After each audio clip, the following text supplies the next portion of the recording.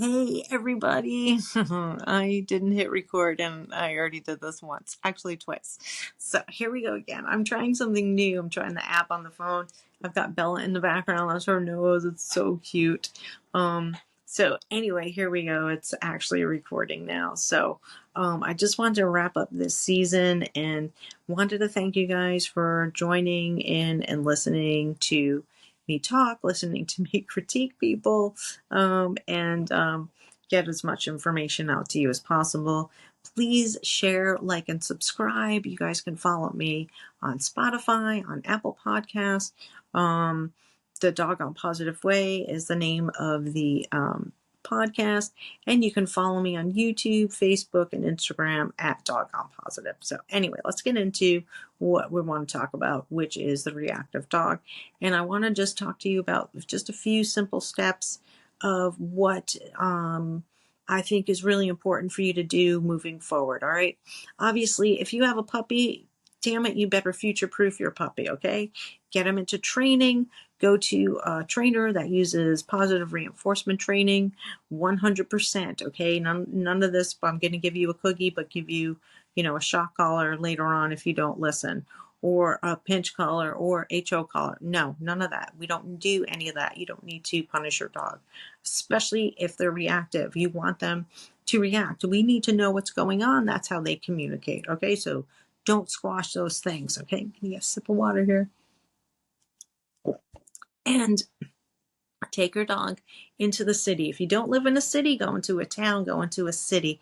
Basically exposing your pet to all different types of sounds, sights, people, different looking people, different color people, different gender people, everything, okay? And noises, it's so important. And bring your treats. You want high value treats, okay? So you want to future proof your dog, okay? Puppy. Boom, that's it. We're going to go into future proofing next season. That's going to start up next week, actually. Now, really important. You already have, let's just say, your dog is already reactive. Either it just has, you got a dog you adopted that's already reactive, or you have your own dog that's reactive that you had since a puppy, and for whatever reason, lack of training, whatever happens, situation, your dog's reactive. So now what are you going to do? We already talked about everything to do and not to do, really. A lot of not to do in this season, what I want you guys to avoid. But here we go. Well, let's talk about some safe management. Safe management means when you go out for walks with your dog, you are going to have an appropriate leash. So a leather leash, not a long leash. 4-foot leash. If you're really tall, get a 6-foot leash. Leather, handmade leather that's hand woven, no rivets, no stitching. I want that leash to be soft in your hands, and I want it to be durable and to stand up to your dog, and the stitching will come apart with the other leashes. And the nylon leashes, even though they're padded or whatever, that hurts when they pull ahead. It hurts, okay? So trust me when I say use a leather leash that's handmade. Okay, the other thing I want you to think about is if your dog is super reactive, maybe you need a muzzle.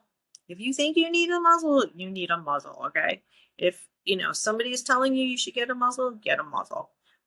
Get a basket muzzle. Do one of the Baskerville one. I really like that brand. It is lightweight. It is rubber. You can treat through the bottom of the muzzle. Also, you can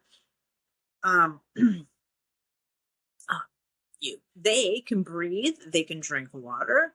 Okay, I want you to get a gentle leader for your dog, even if you're using a Baskerville muzzle.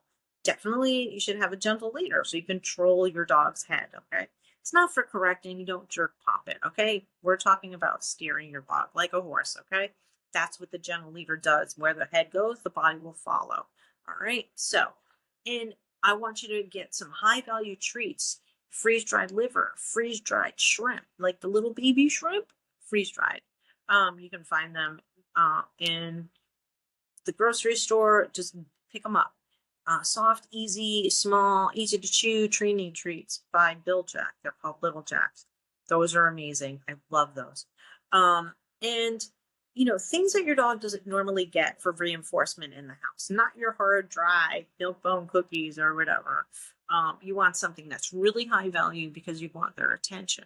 Now, what I want you to do is also, if you don't work with me in training, work with somebody, like I said, who is going to help guide you through the process of reinforcing your dog.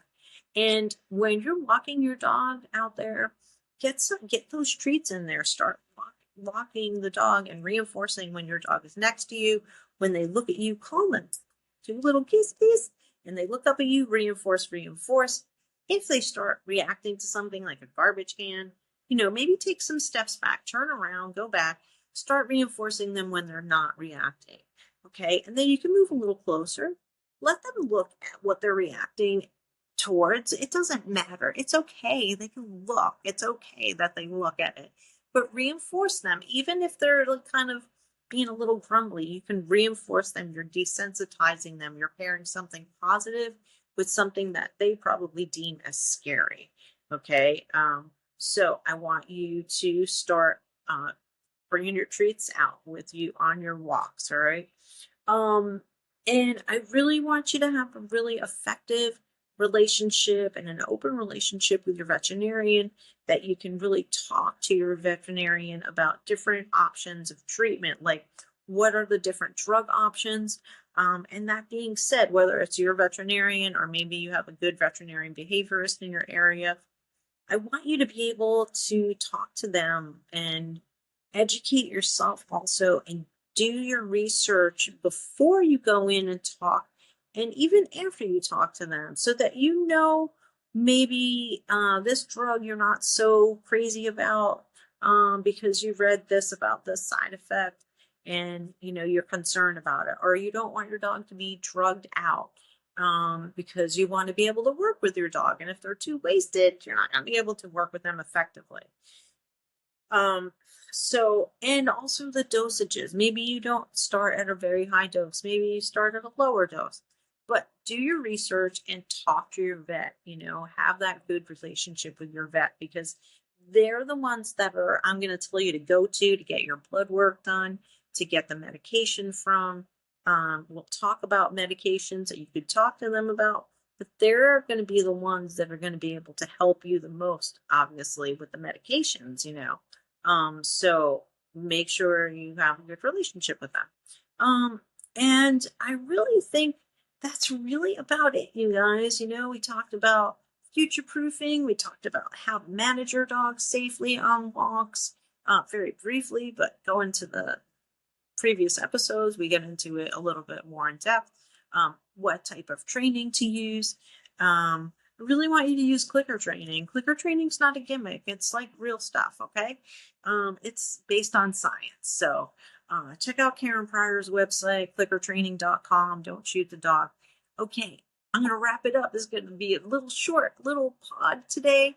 And have a great time. Have a great day. Enjoy your dogs. Bring the joy when you train your dogs. And just have a good time in life, okay? Don't forget to like, follow, share, subscribe. Follow me on all the socials, and follow me here, and tell your friends about me. Tell your friends and your family. And if not, they don't want to listen, just get their phone, go into Spotify or Apple Podcasts, look up the Dog All Positive Way, and just subscribe them. They'll find it. They'll like it. Anyway, hope you guys have a great day. Thanks for listening.